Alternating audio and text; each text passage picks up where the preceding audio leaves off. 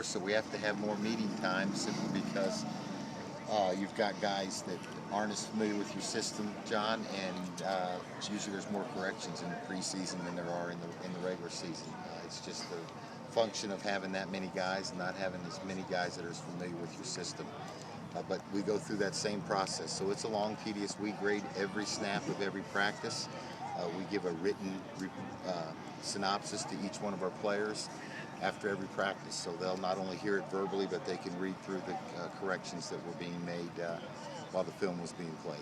Health is a big deal. You've talked about that throughout this preseason. Are you happy with how you've so far come out in that front?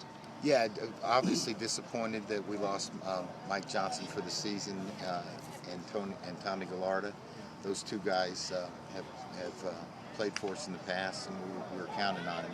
That's part of the off season, but I think that we've come out pretty well. I don't believe that we're going to be looking at a whole bunch of guys not ready to go week one. And I know there's some teams across the league that are probably in a little different situation. So I think our athletic performance group and training staff has done a nice job.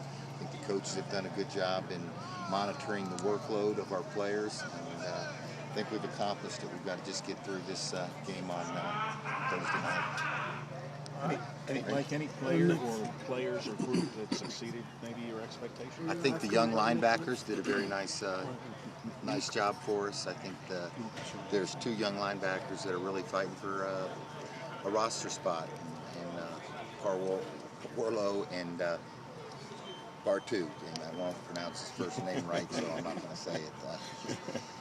But both of those guys have done a nice job. I thought that Bartu did a great job in the game last week for us, had extensive playing time at the dime position. We wanted to get a good evaluation.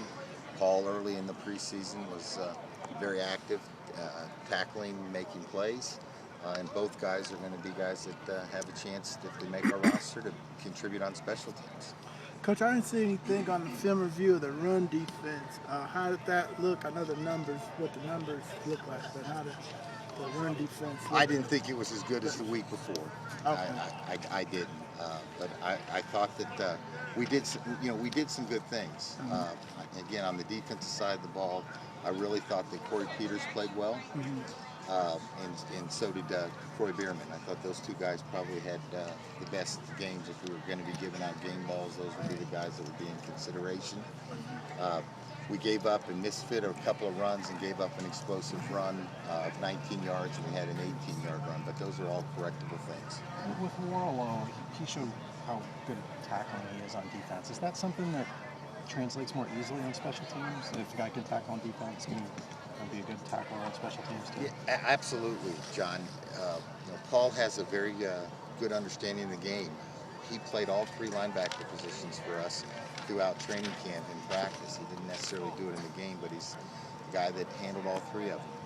Did it in OTAs. So he's got very good football intelligence, FBI, and he also has a knack for understanding when you have to go over block and under a block, and that is really the essence of covering kicks in the NFL. You've got to have a good feel for it. I thought he did a nice job, and I think it showed in his ability to cover punts early in the preseason.